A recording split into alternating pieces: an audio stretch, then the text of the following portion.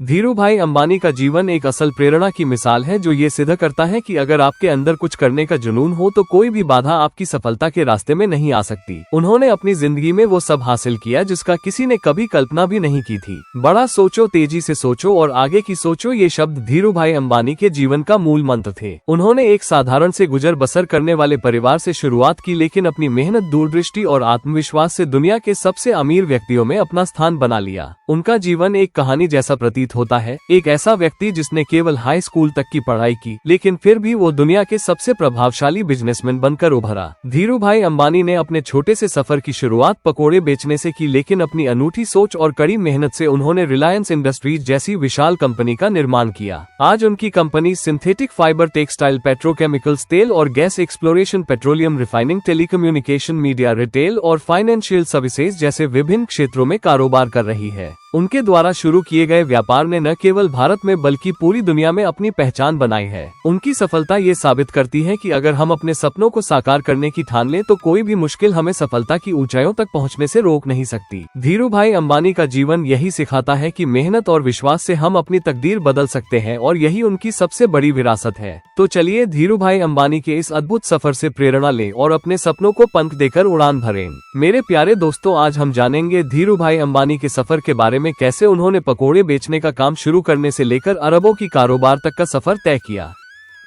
संघर्ष से सफलता तक की अनकही कहानी। धीरूभाई अंबानी का जीवन किसी फिल्म की पटकथा से कम नहीं था, जहां मुश्किलें हर कदम पर उनका पीछा करती थी, लेकिन उनकी मेहनत और आत्मविश्वास ने उन्हें उन सबको पार कर सफलता की ऊंचाइयों तक पहुंचाया। 28 दिसंबर 1932 को गुजरात के जूनागढ़ जिले के छोटे से गांव चोरवाड़ में जन्मे धीरूभाई अंबानी का बचपन बहुत ही कठिनाइयों से भरा था। उनके पिता एक स्कूल मास्टर थे और माँ एक गृहिणी थी। परिवार की आर्थिक स्थिति इतनी खराब थी कि उन्होंने अपनी पढ़ाई छोड़ दी और अपनी जिंदगी की शुरुआत भजिया बेचने से की। धीरूभाई का मानना था कि अध्ययन और आय के बीच कोई संबंध नहीं है, इसलिए उन्होंने कभी भी शिक्षा को खुद पर रुकावट नहीं बनने दिया। वो अपने परिवार के आर्थिक संकटों से जूझते हुए 16 साल की उम्र में यमन चले गए, जहां उन्होंने पेट्रोल पंप पर काम किया। यहीं से उन्होंने अपने संघर्ष का असल रास्ता तय किया। ना तो उनके पास कोई संपत्ति थी और ना ही कोई बड़ा रिश्तेदार, लेकिन उनके सपने बड़े थे। यही कारण था कि वो यमन में रहकर भी खुद को आर्थिक रूप से सशक्त बनाने के लिए हर मौके का लाभ उठाते थे। उनका जीवन हमें ये सिखाता है कि परिस्थितियां चाहे जैसी भी हो, अगर दिल में कुछ करने की जिद हो तो किसी भी मुश्किल को पार किया जा सकता है।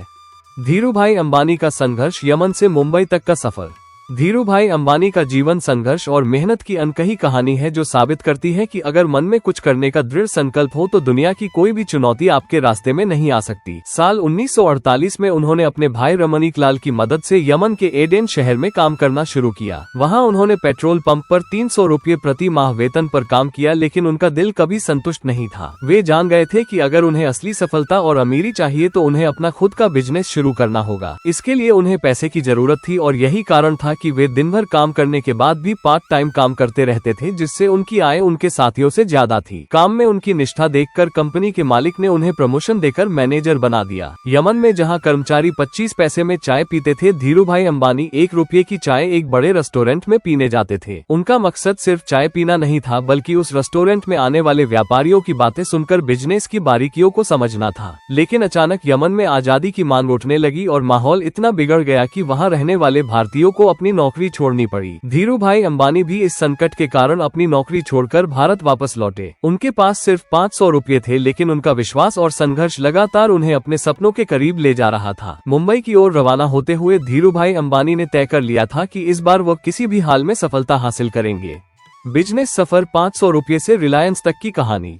अगर आत्मविश्वास और मेहनत हो तो मुश्किल से मुश्किल राहों को भी आसान बनाया जा सकता है। 1957 में यमन में 8 साल बिताने के बाद धीरूभाई अंबानी मुंबई पहुंचे। उनकी जेब में सिर्फ 500 रुपये थे, लेकिन यही 500 रुपये उनके लिए बिजनेस की दुनिया में पहला कदम साबित हुए। अपने चचेरे भाई चंपकलाल दमानी के साथ मिलकर उन्होंने पॉलिस्टर और मसालों का व्यवसाय शुरू किया। शुरुआती दिनों में उनका ऑफिस बहुत साधारण था। एक मेज, 2 कुर्सियां, एक राइटिंग पैड, एक इंक पॉट, पानी के लिए घड़ा और कुछ गिलास, लेकिन किसी भी प्रकार के फोन की सुविधा नहीं थी। बावजूद इसके धीरूभाई ने अपने पास के डॉक्टर से पैसा देकर उसके टेलीफोन का इस्तेमाल किया। उनकी कारोबारी समझदारी और सूझबूझ ने उन्हें बाजार के बारे में गहरी जानकारी दी। उन्हें ये समझ में आया कि भारत में पॉलिस्टर के कपड़ों की मांग बढ़ने वाली है और विदेशों में भारतीय मसालों का व्यापार फल फूल सकता है। इस विचार के साथ उन्होंने रिलायंस कॉमर्स कॉरपोरेशन की शुरुआत की, जो भारत में पॉलिस्टर बेचने और विदेशों में भारतीय मसाले बेचने का काम करने लगी। पॉलिस्टर के कपड़े भारत में नए थे, लेकिन इसकी सस्ती और टिकाऊ विशेषताएं लोगों को काफी आकर्षित कर रही थी। जल्द ही उनके बिजनेस का मुनाफा कई गुना बढ़ गया। हालांकि कुछ वर्षों बाद चंपकलाल दमानी और धीरूभाई के बीच व्यापारिक मतभेद हो गए और उनकी साझेदारी टूट गई, लेकिन धीरूभाई ने कभी भी अपने लक्ष्य से पीछे मुड़कर नहीं देखा। उनका आत्मविश्वास और साहस उन्हें लगातार सफलता की ओर अग्रसर करता रहा।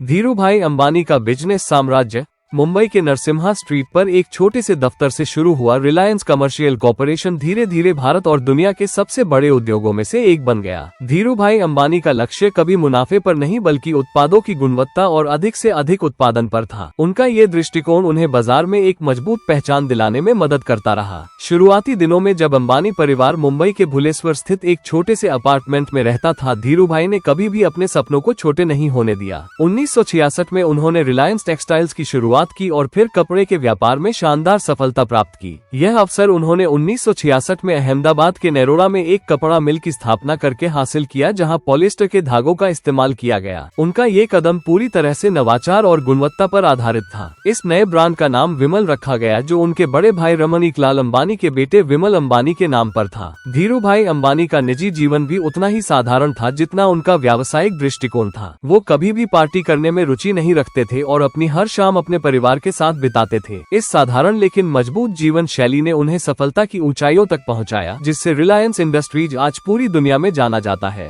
धीरूभाई अंबानी का आईपीओ और शेयर मार्केट में धमाल।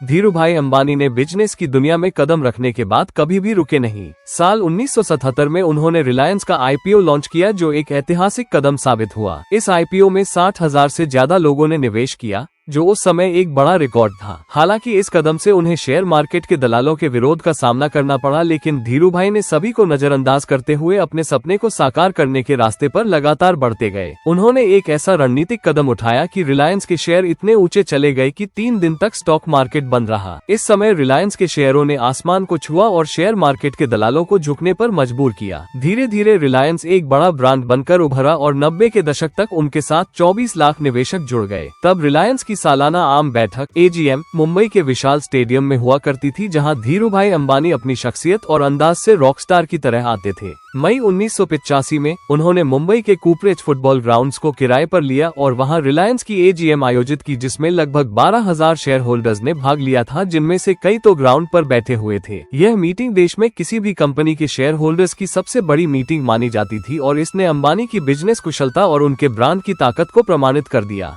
दृढ़ इच्छा शक्ति और पेट्रोकेमिकल प्रोजेक्ट की सफलता। धीरूभाई अंबानी का जीवन संघर्ष और साहस से भरा हुआ था। यमन में बर्मा शैल कंपनी में काम करते हुए ही उन्होंने एक दिन पेट्रोकेमिकल कंपनी बनाने का सपना देखा और अपनी दृढ़ इच्छा शक्ति से इस सपने को हकीकत में बदल दिया। जब गुजरात में पातालगंगा नदी के किनारे स्थित उनका पेट्रोकेमिकल प्रोजेक्ट बाढ़ के कारण पूरी तरह से तहस नहस हो गया, तो उन्होंने हार मानने के बजाय एक नई चुनौती का सामना किया। मुकेश अंबानी द्वारा डुपोट कंपनी के इंजीनियरों से यह सुनने के बाद कि प्लांट को दोबारा शुरू होने में 1 महीना लगेगा, धीरूभाई तुरंत इसे लेकर कदम उठाए। उन्होंने कहा कि इस सुस्ती से पूरी परियोजना पर नकारात्मक प्रभाव पड़ेगा और जल्द से जल्द समाधान चाहिए। इसके बाद दोनों प्लांट अपने तय समय से 1 दिन पहले ही शुरू हो गए। जब डुपोट इंटरनेशनल के चेयरमैन रिचर्ड चिनमन को ये बात पता चली तो वह भी हैरान रह गए। उन्होंने बताया कि अमेरिका में इस तरह का प्रोजेक्ट बनाने में आमतौर पर कम से कम 26 महीने लगते हैं, लेकिन धीरूभाई अंबानी ने इसे सिर्फ 18 महीने में पूरा कर दिखाया। ये धीरूभाई की प्रबंधन क्षमता और दृढ़ नायकत्व का बेहतरीन उदाहरण था, जिसने ये साबित कर दिया कि असंभव को भी संभव बनाया जा सकता है जब कोई पूरे विश्वास के साथ अपने लक्ष्य की ओर बढ़े। रिलायंस का कारोबार। 1980 के दशक में धीरूभाई अंबानी ने पॉलिएस्टर फिलामेंट यार्न के निर्माण के लिए सरकारी लाइसेंस हासिल किया और इसके बाद उन्होंने लगातार सफलता की नई ऊंचाइयों को छुआ। कभी भी पीछे मुड़कर न देखने वाले धीरूभाई अंबानी ने विश्वभर में रिलायंस का कारोबार फैलाया और उसे एक ऐसी पहचान दिलाई जो अब दुनिया की 500 सबसे अमीर कंपनियों में शुमार है। उन्होंने एशिया के शीर्ष बिजनेसमैन की लिस्ट में अपनी जगह बनाई और अपने कठिन संघर्ष से एक नई बिजनेस संस्कृति स्थापित की। अपनी सफलता की कहानी लिखने के बाद जब धीरूभाई ने अपने दोनों बेटों अनिल और मुकेश अंबानी को रिलायंस का कारोबार सौंपा तो उनका मार्गदर्शन निश्चित रूप से इस कंपनी को नई ऊंचाइयों तक पहुंचाने में सहायक रहा। 6 जुलाई 2002 को धीरूभाई का निधन हुआ, लेकिन उनके द्वारा खड़ा किया गया साम्राज्य आज भी जीवित है। आज उनके बेटे मुकेश अंबानी की अगुवाई में रिलायंस इंडस्ट्रीज भारत की सबसे बड़ी कंपनी बन चुकी है और इसके जियो प्लेटफॉर्म्स में दुनिया की प्रमुख कंपनियों ने निवेश किया है।